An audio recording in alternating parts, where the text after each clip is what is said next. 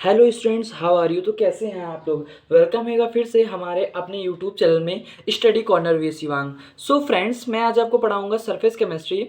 और जैसा मैं यहाँ पे आपको डिस्कस करूंगा कि आज का हमारा टॉपिक क्या है। जैसे हम आज यहाँ पे देख रहे हैं कि हमारा चैप्टर आज हमारा है सरफेस केमिस्ट्री। आज हम न्यू चैप्टर की शुरुआत कर रहे हैं। तो ये सरफेस केमिस्ट्री क्या है, तो जनरली सरफेस केमिस्ट्री में आपको ये बताऊँगा। फ्रेंड्स, सरफेस केमिस्ट्री का मतलब है कि जितनी भी चीज़ें हम यहाँ पे डिस्कस करेंगे ये सारी चीज़ें सरफेस पे होंगी। मतलब जितनी भी रिएक्शन, जितनी भी एक्टिविटी, जो भी हम कोई भी कार्य करेंगे, कुछ भी करेंगे, तो वो सब रिलेटेड किससे होंगी, सरफेस से रिलेटेड होगी। इसीलिए हम इसको पूरी ब्रांच को बोल रहे हैं सरफेस केमिस्ट्री। ठीक है, इसीलिए सरफेस केमिस्ट्री।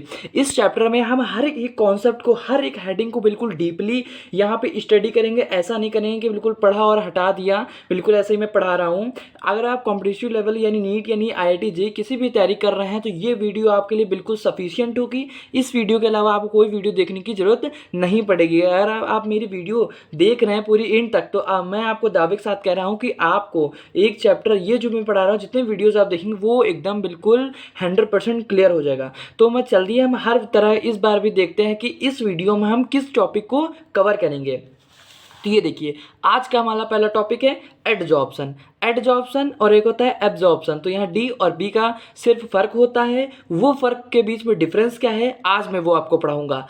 एडजॉर्प्शन क्या है, ठीक है। Adsorption, type of adsorption and adsorption of a gases on solid surface. ठीक है, effect of pressure on the adsorption, जो कि एक है फ्रेंडलिस एडजॉर्प्शन आइसोथर्म। अब ये आप सोचेंगे ये कौन सा ला है, कुछ क्या टॉपिक है, क्या कॉन्सेप्ट टफ होगा। तो ये चैप्टर बहुत ही ज़्यादा ईजी है, बस मेरे साथ आप पढ़ते जाइए। मैं आपको हर हेडिंग, हर टॉपिक को इतना इजी बना दूंगा कि आपको समझने के बिल्कुल एकदम वेरी इजी होगा। अगर आप प्रीबोर्ड से कहीं भी जाते हैं तो आप फुल से फुल मार्क्स पाएंगे अगर आप ये मेरी वीडियो अच्छे से डीपली देखते हैं। तो चलिए हम चलते हैं अपने टॉपिक की ओर।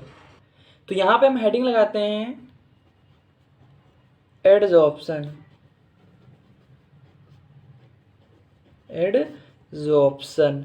तो यहाँ पे एडजॉर्प्शन है क्या। अगर आपसे कोई डेफिनेशन पूछता है तो आप लोग क्या यहाँ पे लिखेंगे, मैं आपको बताता हूँ। ये हमारी डेफिनेशन है कि the accumulation of molecular species at the surface rather than in the bulk of the solid or liquid is called as adsorption. तो देखिए, मैंने आपको यहाँ पे लिखा दिया, आई होप शायद आपको समझ ना आया होगा, लेकिन मैं आपको अभी समझा रहा हूँ, आपको बिल्कुल ये बिल्कुल अच्छी समझ में आ जाएगा। एडजॉर्प्शन, यहाँ पे क्या ध्यान दीजिएगा, एक होता है एडजॉर्प्शन, तो डी और बी का फ़र्क समझना सीखिए। तो मैंने यहाँ पे क्या लिखा, मैंने यहाँ पे देखिए इस हेडिंग में क्या लिखा, जो हेडिंग एडजॉर्प्शन और इसकी डेफिनेशन लिखी। इस चैप्टर का सबसे इंपॉर्टेंट टॉपिक है एडजॉर्प्शन, सबसे पहला टॉपिक है एडजॉर्प्शन। ठीक है, तो जनरली आपको मैं बता दूं, अगर मैंने आपको नहीं बताया है तो इस चैप्टर में हम 3 टॉपिक्स को पढ़ेंगे। पहला हमारा टॉपिक, इस ब्रांच में हम 3 टॉपिक्स पढ़ेंगे। मैं यहाँ पे साइड में आपको बता दे रहा हूँ, हो सकता, अरे यहाँ पे बता रहा हूँ, देखिएगा यहाँ पे। तो ये मानिए सरफेस केमिस्ट्री हमारी है, क्या सरफेस केमिस्ट्री है। तो इसमें हम 3 चीज़ों को पढ़ेंगे। 3 चीज़ों को क्या पढ़ेंगे, यहाँ पे हम 3 चीज़ें पढ़ेंगे। पहला तो पढ़ेंगे एडजॉर्प्शन, एडजॉर्प्शन हम लोग यहाँ पे पढ़ेंगे। ठीक है, फिर यहाँ पे हम लोग एक चीज़ और पढ़ेंगे जो कि हमारी है कैटालिस्ट या कैटालिसिस। कैटालिसिस, ठीक। तीसरी चीज़ हम यहाँ पे पढ़ेंगे कोलाइड। तो ये जो पूरा चैप्टर हमारा है, ये जो हमारा पूरा चैप्टर है इन 3 ब्रांचों में डिवाइडेड है। तो इन जो 3 ब्रांच डिवाइड हैं, सबसे पहले एडजॉर्प्शन स्टार्ट करेंगे, फिर कैटालिसिस पढ़ेंगे, फिर कोलाइडल सॉल्यूशन, जो भी हम इसको पूरा डिस्कस करेंगे। ठीक है, तो हम एडजॉर्प्शन से स्टार्ट कर रहे हैं। तो मैंने आपको डेफिनेशन लिखा है, अब मैं बताता हूँ कि ये है क्या। ये कह रहा है the accumulation of a molecular species at the surface rather then in the bulk of the solid और लिक्विड इज कॉल्ड एडजॉर्प्शन। तो ये तो रही आपकी डेफिनेशन जो कह रही है कि मान लीजिए आप कोई चीज़ लेते हैं, आपने कोई चीज़ ली, तो मान लीजिए आपने उठाई चौक, ठीक है, आपने चौक उठाई, ये चौक उठाई, जनरली ये वाइट होती है लेकिन मैं ब्लैक पेन से लिख रहा हूँ, तो ये आपने चाक उठाई, ठीक है, आपने एक चौक उठाई। तो अब आप चौक लीजिए और मान लीजिए उसमें आप कोई इंक डालिए, आपने इंक डाली, ये मान लीजिए आप ब्लू इंक डालते हैं, आप ब्लू इंक डालते हैं, तो ये देखिए यहाँ पे क्या हुआ, ये जो ब्लू इंक होती है इसकी सरफेस पे, देखिए सरफेस की बात आई, इसकी सरफेस पे आके रुक जाती है, इसकी सरफेस पे आके जम जाती है, अकुमुलेट हो जाती है, अकुमुलेट मतलब स्टिक कर जाती है, चिपक जाती है, भर जाती है, रुक जाती है, ठीक है। तो यहाँ पे क्या हुआ, इसकी जो इंक हुई हमारी अगर ज़्यादा जाएगी तो यहाँ सरफेस तक आ जाएगी, सरफेस तक हो जाएगी, लेकिन बिल्कुल अंदर तक तो ये इंक जो आई है अंदर तक इंक तो नहीं आ जाएगी। जब हम इस चौक को ब्रेक करेंगे, इस चौक को ब्रेक करेंगे, तो हम क्या पाएंगे, ये हमारी जो चौक थी ये इस अंदर के हिस्सा अब भी वाइट है, अंदर का हिस्सा अब भी वाइट है, और जो हमने इंक डुबोई थी इसके ऊपर डाली थी, तो देखिए उसके ऊपर लगी है, इसके अंदर तक नहीं गई है, इसके ऊपर लगी है, देखिए इसके ऊपर लगी है, इसके अंदर तक नहीं गई है। तो यानी इसके ऊपर जो इंक है वो यहाँ पे क्या हुई है, आके चिपक गई है, तो यहाँ पे क्या हुई, अकुमुलेट हुई है। तो इस चौक ने इस इंक को, इस चौक ने इस इंक को क्या किया है, एडजॉर्ब किया है, क्या किया है, एडजॉर्ब किया है। अब मान लीजिए जब आप नहाते हैं तो आप क्या करते हैं, अपने शरीर के ऊपर पानी डालते हैं, मतलब आप पानी से नहाते हैं, तो आप क्या से जो पानी आप एक मग्गा पानी डालें तो वो एक मग्गा पानी आपका शरीर अंदर ले लेता है, नहीं, ऐसा नहीं होता है। वो पानी आपके शरीर के ऊपर गिरता है, वो फिर चला जाता है, और कुछ पानी आपका रुक जाता है। तो ऐसे क्या होता है, वो एडजॉर्ब हो जाता है, मतलब वो सरफेस के बीच में जो कॉन्टेक्ट बनाता है, सरफेस और वो जो चीज़ चिपक रही है, वो जो आपस में कॉन्टैक्ट बना लेती हैं, जो आपस में कॉन्टैक्ट बना लेती हैं, उसे ही हम क्या बोलते हैं, एडजॉर्प्शन। सो फ्रेंड्स, आपको एडजॉर्प्शन तो आई होप अच्छे से समझ गया होगा। अब ये जो चीज़ ऊपर चिपक रही है यानी जो अकुमुलेट हो रही है, और जिस पर अकुमुलेट हो रही है मतलब ये चॉल्क और ये इंक, इसको हम केमिस्ट्री की लैंग्वेज में अभी क्या बोलेंगे ये मैं आपको बताऊंगा। जैसे आप सोल्यूशन बनाते थे, जब पूरा सोल्यूशन कंप्लीटली बन जाता था तो यहाँ पे आपको क्या आता था, जब सोल्यूशन कंप्लीटली बन जाता था तो क्या होता था, ये देखिए सोल्यूशन किससे बनता था, सॉल्वेंट से प्लस सोल्यूट से, ठीक है। जो कम मात्रा में होता था वो सोल्यूट, जो ज़्यादा मात्रा में होता था वो सॉल्वेंट। अब ऐसे ही देखिए ये चीज़ जो हमारी बनी है इसमें भी कुछ सोल्यूट है कुछ सॉल्वेंट है, लेकिन वो नाम नहीं इसका है, लेकिन इन जो चिपकी है तो ये इसको कुछ हम और कहेंगे, और जिस पर चिपकी है उसको कुछ हम और कहेंगे, ये अभी हम जानेंगे। सो यस फ्रेंड्स, अब यहाँ पे हम एक इसकी हेडिंग, सब हेडिंग डालने जा रहे हैं, जो कि मैं यहाँ पे डालूंगा ए। तो आप इसे देखिएगा, मैंने यहाँ पे ए लिखा तो मतलब हेडिंग डालने जा रहा हूँ। एक है एडजॉर्बेट, क्या है, एडजॉर्बेट। अब देखिए एडजॉर्बेट यहाँ पे क्या है समझिएगा, इस एग्जाम्पल को देखते हुए समझिएगा यहाँ पे एडजॉर्बेट क्या है। अब यहाँ पे क्या है, स्टार्टिंग में आप पहली बार पढ़ रहे हैं तो आप बहुत ज़्यादा कंफ्यूज होंगे। दो टर्म मैं यहाँ पे पढ़ाने जा रहा हूँ, एक होता है एडजॉर्बेट, एक होता है एडजॉर्बेंट। इसमें आप बहुत ज़्यादा कंफ्यूज होंगे। अगर आप पहली बार में अच्छे से पढ़ लेते हैं तो लाइफ टाइम के लिए आपका कन्फ्यूजन एकदम बिल्कुल डिस्ट्रॉय हो जाएगी, खत्म हो जाएगी। तो यहाँ पे पहले आप अच्छे से पढ़िए, बाद की समस्या आपकी सॉल्व हो जाएगी। तो देखिएगा मैं यहाँ पे क्या लिख रहा हूँ, मैं यहां पे लिख रहा हूं कि द सब्सटेंस, यानी सब्सटेंस मतलब जो इंक यहां पे अकुमुलेट हुई है ब्लू कलर की, which get accumulated over the surface is called, इसे हमने क्या कहा, एडजॉर्बेट कहा। मतलब जो चीज़ चौक पे चिपक रही है आके, अकुमुलेट हो रही है आके, उसको हमने क्या कहा, एडजॉर्बेट का, एट कहा। लास्ट में रखिएगा, जो एट होती है लास्ट में जो लास्ट में एट होती है वो यहाँ पे आके चिपकती है, यानी एडजॉर्बेट, ठीक है। अब देखिए यहाँ पे मैं क्या लिखना चाह रहा हूँ, एडजॉर्बेंट, मतलब कि जिस पर ये अकुमुलेट हो रही है, जिस चीज़ पर अकुमुलेट हो रही है, जो चॉल्क है, ये चॉल्क है, यहाँ पे क्या है, एडजॉर्बेंट है, यहाँ पे जो इंक है क्या है, एडजॉर्बेट है। तो समझिएगा मैं यहाँ पे क्या लिख रहा हूँ कि the substance on the surface of of which यानी कौन है, जो हमारी है चाल्क, एड्जॉर्प्शन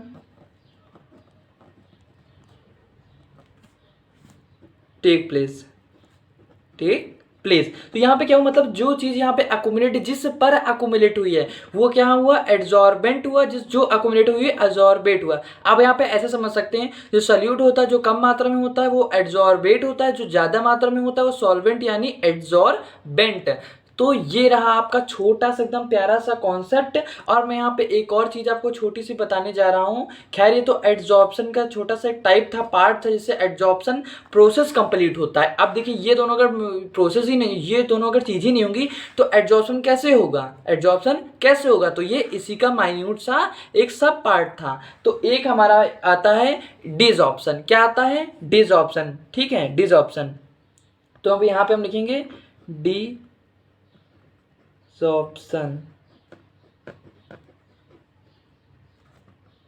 तो ये डिसऑर्प्शन क्या है, मतलब कि the process removing on the adsorbate from the surface of adsorb, मतलब कि अगर हम इस इंक को, सॉरी आपको दिख नहीं रहा होगा, अगर इस इंक को हटाएं और चाल को अलग कर दें, इस प्रोसेस को ध्यान सुनिएगा, अगर हम चाल को हटाएं और इस चौक को हटा कर मतलब अलग कर दें, सॉरी मतलब समझिएगा कि ये इस इंक को हम हटाते हैं और इस चौक को हम अलग करते हैं, मतलब इंक और चौक को अलग अलग कर देते हैं, वो प्रोसेस को हम लोग क्या बोलते हैं, डिसऑर्प्शन। क्या बोलते हैं, डिसऑर्प्शन। अब मैं इसकी लैंग्वेज लिख रहा हूं, मैंने आपको समझा दिया, तो लैंग्वेज बहुत ज्यादा ध्यान से देखिएगा।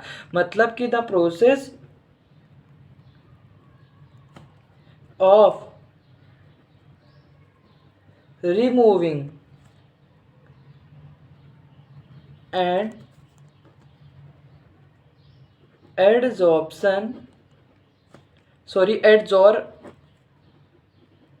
adsorbate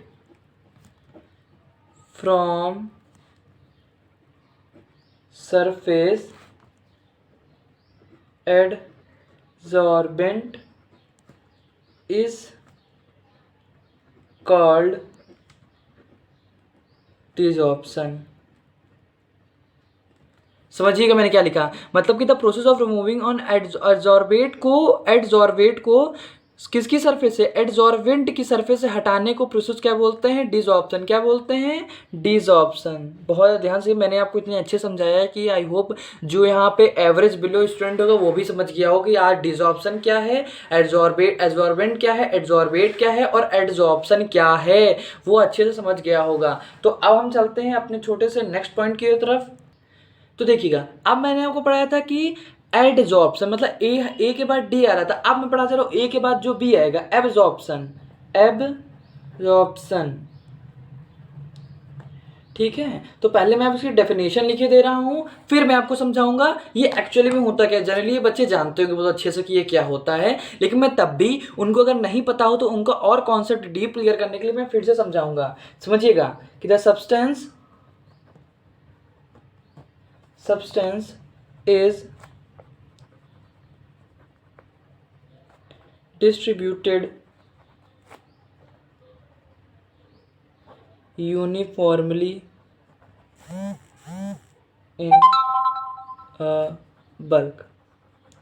मतलब यहाँ पे क्या होगा, जो मान लीजिए आपने कोई सोख्ता लिया, सोख्ता जानते हैं, सब लोग जानते होंगे, कुछ इस तरीके का होता है। जान लीजिए ऐसा सरफेस है, सोख्ता आपने लिया, ठीक है, इसको आपने एक बकेट में क्या किया, डिप किया। मान लीजिए आपने एक बकेट ली और कुछ इस तरीके की बकेट है, ठीक है, कुछ इस तरीके की बकेट है, आपने उस बकेट में क्या किया, ये आपकी मान लीजिए बकेट है, तो आपने इस बकेट में पानी अगर यहाँ पे भरा है तो आपने क्या किया, इसको यहाँ पे डिप किया, डिप किया। तो अब जब इसको आउट करेंगे, यानी अब इसको जब बाहर निकालेंगे तो ये क्या होगा, ये जितना भी पानी है अपने में क्या कर लेगा, एब्जॉर्ब कर लेगा मतलब पूरी सरफेस में भर जाएगा। अगर इसको निचोड़े या तोड़े तो हर एक सरफेस में ये पानी मिलेगा। मतलब ये जो पानी होता है यूनिफॉर्मली डिस्ट्रीब्यूटेड हो जाता है, ये पूरे बल्क में में, पूरे सरफेस में। इसे क्या बोलते हैं? एब्जॉर्प्शन। आप मान लीजिए कागज़ को पानी में डालते तो कागज़ पूरा भीग जाता है, वो क्या कर लेता है? एब्जॉर्ब कर लेता है। तो यही सब कभी कभी टीचर पूछते हैं आप जो मैं पढ़ा रहा हूँ उसको एब्जॉर्ब कर रहे हो कि एब्जॉर्ब कर रहे हो? तो मैं आपको जो भी पढ़ाऊंगा आपको एब्जॉर्ब करना है, ना कि एब्जॉर्ब करना है। एब्जॉर्ब क्या होता है? वो सरफेस की अंदर तक जाता है, मतलब पूरी सरफेस में फैल जाता है। लेकिन एब्जॉर्प्शन क्या होता है? वो सिर्फ बाहर का नज़ारा लेता है, अंदर तक वो जा ही नहीं पाता है। तो फिर मैं बताऊंगा कि ये सॉर्प्शन क्या होता है। सॉर्प्शन मतलब process in which adsorption and absorption take place simultaneously. जब कभी भी एडसॉर्प्शन या एब्जॉर्प्शन एक साथ में होता है उसे सॉर्प्शन बोलते हैं। एडजॉर्प्शन और एब्जॉर्प्शन के बीच में डिफरेंस, जनरली आप लोग एब्जॉर्प्शन को तो अच्छे से जानते ही होंगे, एडजॉर्प्शन मैंने समझा दी तो आप दोनों टॉपिक को, दोनों कॉन्सेप्ट्स को अच्छे से समझ गए होंगे। अब जानते हैं इनके डिफरेंस के बीच में कि अगर मान लीजिए कोई डिफरेंस भी आपका जानना जरूरी, मान लीजिए कोई एग्जाम में पूछ दिया गया या कहीं प्री बोर्ड में आता तो ईजिली आप बता सकते हैं। तो यहाँ पे हम क्या लगाएंगे? तो difference between adsorption and absorption। सो ये मेनली हमारी हेडिंग है। इनके बीच के हम कुछ पॉइंट्स पढ़ेंगे और इन दोनों के बीच के डिफरेंस समझने की कोशिश करेंगे। देखिए मैं हर चीज़ आपको लिख के बताता हूँ, ऐसा भी नहीं कि मैं यहाँ पे हेडिंग डाल दिया डिफरेंस तब वीडियो स्टार्ट करें, यहाँ डिफरेंस लिख दिया तब मैं आपको रीड करके बता रहा हूँ। मैं रीड करके नहीं बताता हूँ, मैं इसलिए बताता हूँ ताकि आपको ये चीज़ समझ में आए कि मैं क्या पढ़ा रहा हूँ। साथ में अगर लिखूँगा, जितनी देर में लिखने में अगर मैं 10 या 15 सेकंड में एक लाइन लिखता हूँ तो उतनी देर आप उसको पढ़ रहे हैं, उतनी देर आप समझ रहे हैं। अब मैं अगर आपको रीड करके पढ़ा दूँ तो 10 सेकंड में मैंने एक टॉपिक को रीड कर दिया, यानी अब 10 सेकंड में उस टॉपिक को क्या समझ पाएंगे। इसीलिए मैंने 10 मिनट 15 सेकंड लिखा, फिर मैंने उसी चीज़ को समझाया, फिर मैंने 15 सेकंड समझाया, तो इसमें मैंने आपको एक लाइन को, एक हेडिंग को मैं कम से कम 30 सेकंड या 60 सेकंड देता हूँ ताकि उसको आपको समझ में आए। अगर मैं आपको 15 सेकंड में उस लाइन को छोड़ देता हूँ पढ़ा के तो आपको कैसे समझ में आएगा? तो हम एक तरफ डालते हैं एडजॉर्प्शन और एक तरफ डालते हैं, हम क्या डालते हैं? एडजॉर्प्शन, मतलब एब्जॉर्प्शन।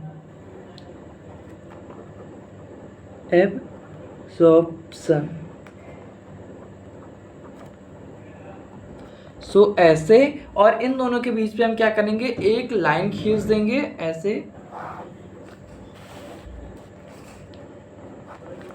आप पढ़ेंगे इन दोनों के बीच के डिफरेंस को। तो चलिए हम स्टार्ट करते हैं। सो यहाँ पे हम पहला पॉइंट क्या बताते हैं कि जो एडजॉर्प्शन होता है, एडजॉर्प्शन जनरली खाली सरफेस पे ही रहता है, उस सरफेस के अंदर तो घुसता नहीं है, तो उसी को हम एडजॉर्प्शन बोलते हैं। तो it is a surface phenomena. ये क्या है? एक सरफेस फिनोमिना है। क्या है? एक सरफेस फिनोमिना है, ठीक है। और ये जो एडजॉर्प्शन होता है occurs only at the surface of the adsorbent।